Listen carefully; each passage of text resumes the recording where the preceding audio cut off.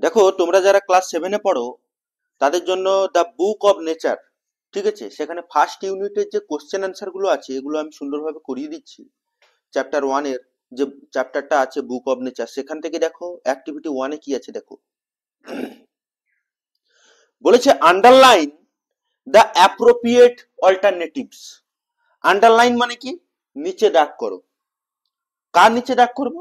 The appropriate. Appropriate মানে উপযুক্ত। উপযুক্ত অল্টারনেটিভস, এগুলো অনেকগুলো অল্টারনেটিভস দেওয়া আছে, তিনটে করে অপশন দেওয়া আছে। এই তিনটে অপশনের মধ্যে কোনটা সঠিক উত্তর হবে তার নিচে দাগ করো। দেখো ফার্স্ট কোশ্চেনটা যেটা আছে, বলেছে ইন্ডিয়া ইজ। ইন্ডিয়া ইজ মানে ভারতবর্ষ হলো ইনফ্যাক্ট আসলে মানে একটি, বিগ মানে বড়, স্মল মানে ছোট্ট, না হিউজ মানে বিশাল বড়, পার্ট মানে কি অংশ, কার অংশ? Of the earth surface. এই যে আর্থ মানে আমাদের পৃথিবীর যে সারফেস মানে এই যে উপরিতলটা যেখানে আমরা বসবাস করি, হ্যাঁ, এই যে পৃথিবীর উপরিতলের মধ্যে ভারতবর্ষ হলো একটা কেমন কান্ট্রি, কেমন অংশ, বড় না ছোট না বিশাল বড়? এটা হবে ছোট্ট, আর small part of the earth surface. ঠিক আছে, বুঝতে পেরেছো? এই পৃথিবীর উপরিতলে ভারতবর্ষ হলো একটা ছোট্ট কান্ট্রি মাত্র। হ্যাঁ, আরো অনেক কান্ট্রি আছে, তার মধ্যে ভারতবর্ষ হলো একটা ছোট্ট কান্ট্রি। এই পৃথিবীর সারফেসের তুলনায় ভারতবর্ষ অনেক ছোট। হ্যাঁ, তারপরে দেখো বিটটা বলেছে ওয়ান্স আপন এ টাইম, একটা সময় ছিল, দ্য আর্থ মানে এই পৃথিবী, ওয়াজ মানে ছিল, টু মানে এখানে খুব, এই পৃথিবী ছিল খুব, কোল্ড মানে ঠান্ডা, ডার্ক মানে অন্ধকার, না হট মানে গরম? একটা সময় পৃথিবী কেমন ছিল? খুব গরম ছিল, টু হট, খুব গরম ছিল। ঠিক আছে, এই যে হটের নিচে আন্ডারলাইন করবে। কাদের জন্য hot? For any living beings to survive, যাতে করে কোনো লিভিং বিং এখানে, কোনো জীবিত কিছু জীবন যার মধ্যে আছে সেটা কেউ বাস করতে পারতো না। এই পৃথিবীটা এতটাই গরম ছিল, কোনো জীবন এই পৃথিবীর মধ্যে ছিল না। বোঝা গেছে? এবার সিটটা বলেছে দেখো ফজিলস আর, ফজিলস মানে জানো তো ওই যে পাথরের নিচে চাপা পড়ে যাওয়া কোনো বডি, কোনো অ্যানিম্যাল হোক বা কোনো কিছুর বডি যখন চাপা পড়ে যায় সেটা অনেক বছর পর যখন দেখা হয় তখন তার ওই মানে ওই হাড় গুড়গুলো দেখতে পাওয়া যায়, পাথরের সাইডে ছাপ দেখতে পাওয়া যায়। ঠিক আছে, এইগুলো দেখতে পাওয়া যায়, এইগুলোকে কি বলে? এইগুলোকে বলে রিমেইনস। রিমেইনস মানে এই যে ফজিলস গুলো কি কি, সেটা হচ্ছে দ্য রিমেইনস। রিমেইনস মানে পড়ে থাকা কি, ওল্ড ওল্ড লিভিং বিংস, পুরনো যে লিভিং বিংস মানে যাদের মধ্যে জীবন ছিল, তারা যে পাথরের নিচে যে চাপা পড়েছিল বা মাটির অনেক নিচে চাপা পড়ে আছে, ওই যে ওগুলোকে বলে ফজিলস বলে। বুঝা গেছে? পুরনো কোন পশুর হাড় গুড়কে বোঝায় যেগুলো পাথরের বা কোথাও ছাপ পড়ে আছে, সেটাকে বলে ফজিলস বলে। বুঝা গেছে? Remains of the old living beings.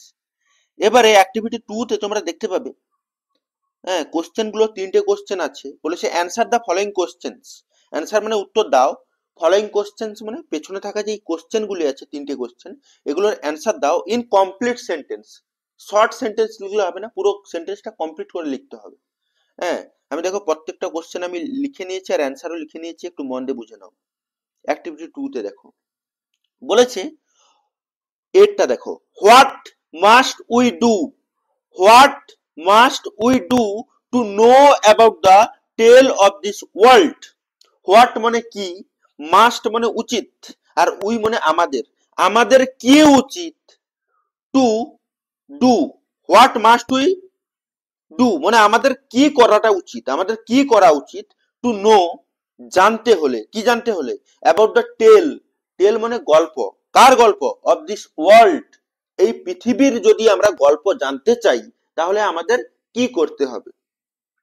বলেছে দেখো অ্যান্সারটা এইভাবে লিখবে, ইফ মানে যদি, উই ওয়ান্ট আমরা চাই, টু নো মানে জানতে, কার ব্যাপারে জানতে, অ্যাবাউট দ্য টেল গল্পের ব্যাপারে জানতে, কার গল্প, অফ দিস ওয়ার্ল্ড এই পৃথিবীর যদি গল্প সম্বন্ধে আমরা জানতে চাই তাহলে আমাদের কি করতে হবে, একটা কমা দিয়ে লিখবে, উই মাস্ট আমাদের উচিত, আমাদের কি করা উচিত, নো আমাদের জানা উচিত, কার ব্যাপারে, অ্যাবাউট অল দ্য কান্ট্রিজ সমস্ত দেশের ব্যাপারে জানা উচিত। এই পৃথিবীর মধ্যে যতগুলো দেশ আছে সমস্ত দেশের ব্যাপারে জানা উচিত। আর কি জানা উচিত? অ্যান্ড মানে এবং অল দ্য পিপুলস এবং সমস্ত মানুষজনদের সম্বন্ধে জানা উচিত। হু মানে যারা, হ্যাভ ইনহ্যাবিটেড ইন ইট যারা এই পৃথিবীর মধ্যে বসবাস করে, বা এই যে যতগুলো কান্ট্রি আছে, হ্যাঁ এই কান্ট্রি যত মানুষ আছে তাদের সম্বন্ধে আমাদের জানতে হবে। কি বলেছে? এই পুরো পৃথিবীর মধ্যে যতগুলো কান্ট্রি আছে এবং এই কান্ট্রির মধ্যে যতগুলো মানুষ আছে সবার সম্বন্ধে আমাদেরকে জানতে হবে। কেন? যদি আমরা এই পৃথিবীর সম্বন্ধে জানতে চাই। বোঝা গেছে? শুধু আমরা যেই দেশে বাস করি শুধু সেই দেশের ব্যাপারে জানলে হবে না, সমস্ত দেশের ব্যাপারে আমাদেরকে জানতে হবে। বোঝা গেছে? নেক্সট দেখো কি বলেছে, বিদ্যাগের কোশ্চেনটা আছে হাউ ওল্ড, হাউ ওল্ড মানে কত পুরনো, ইজ আওয়ার আর্থ আমাদের এই পৃথিবী, আমাদের এই পৃথিবী কত পুরনো। অ্যান্সার হচ্ছে আওয়ার আর্থ আমাদের পৃথিবী, ইজ মানে হলো, আমাদের পৃথিবী হলো millions and millions of years old, লক্ষ লক্ষ বছর পুরনো। বোঝা গেছে? তারপর একটা সি এর দাগেটা দেখো, হু রোমড, হু মানে কে বা কারা, রোমড মানে কি ঘুরে ঘুরে বেড়াতো। কোথায় ঘুরে বেড়াতো? দ্য আর্থ এই পৃথিবীতে কে বা কারা ঘুরে বেড়াতো, before the arrival of human beings, before মানে আগে, কার আগে? দ্য অ্যারাইভেল, অ্যারাইভেল মানে আসার আগে, কার আসার আগে?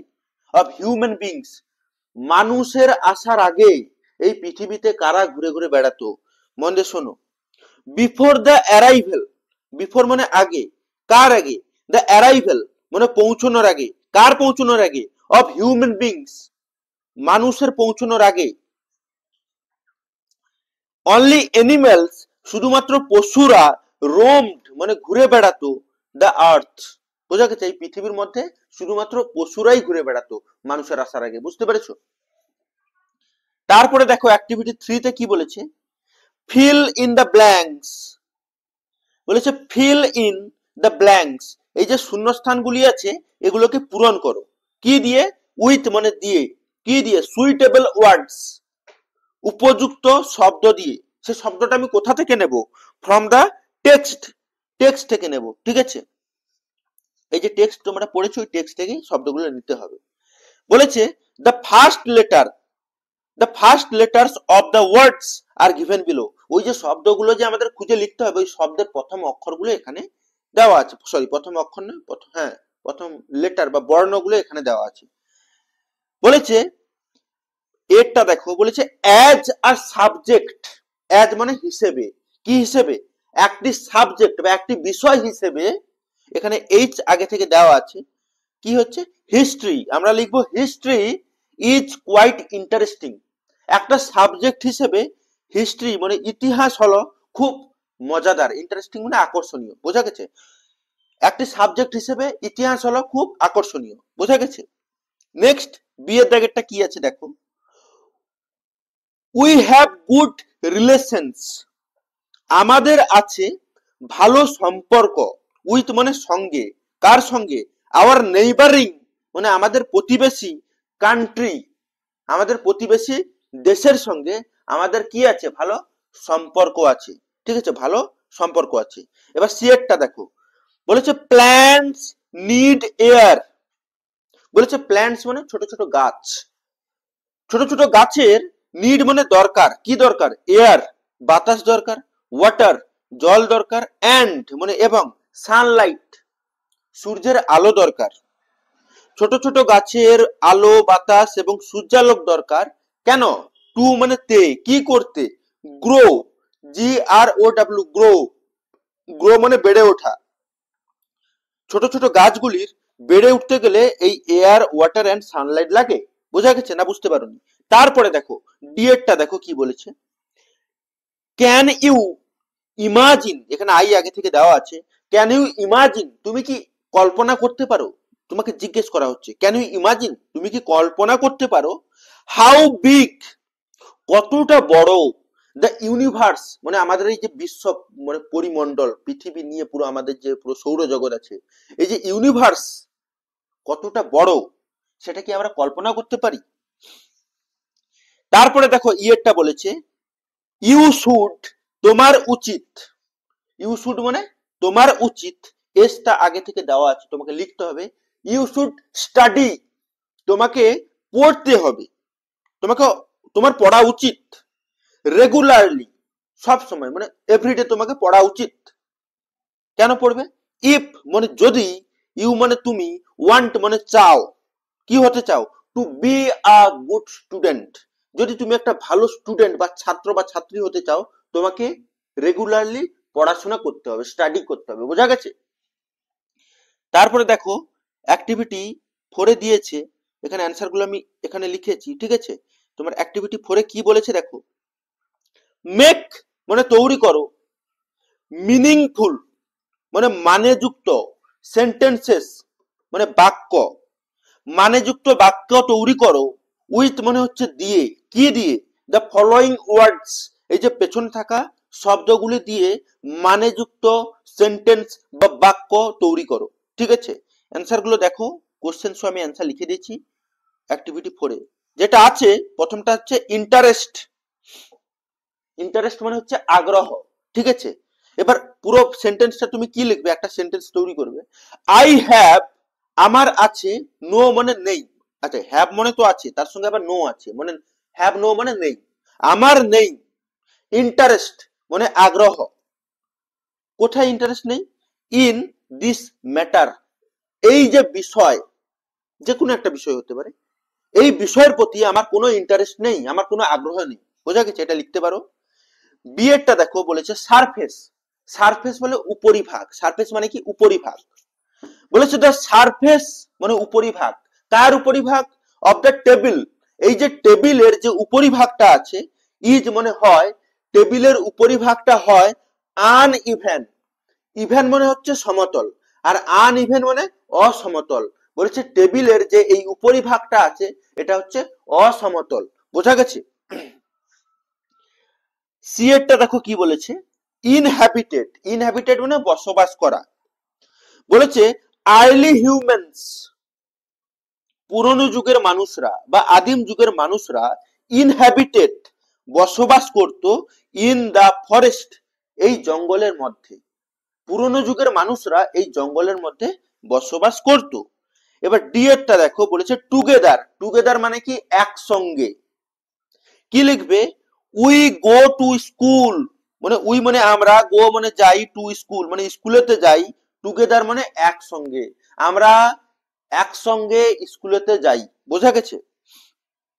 নেক্সট ইয়েরটা বলেছে সায়েন্টিস্ট, এটাতে একটা সেন্টেন্স তৈরি করতে হবে, লিখবে ডক্টর, ডি আর ডট দিয়ে দেবে, তারপরে A P J Abdul Kalam, doctor A P J Abdul Kalam তোমরা জানো, হ্যাঁ একজন মহান মানুষ ছিলেন।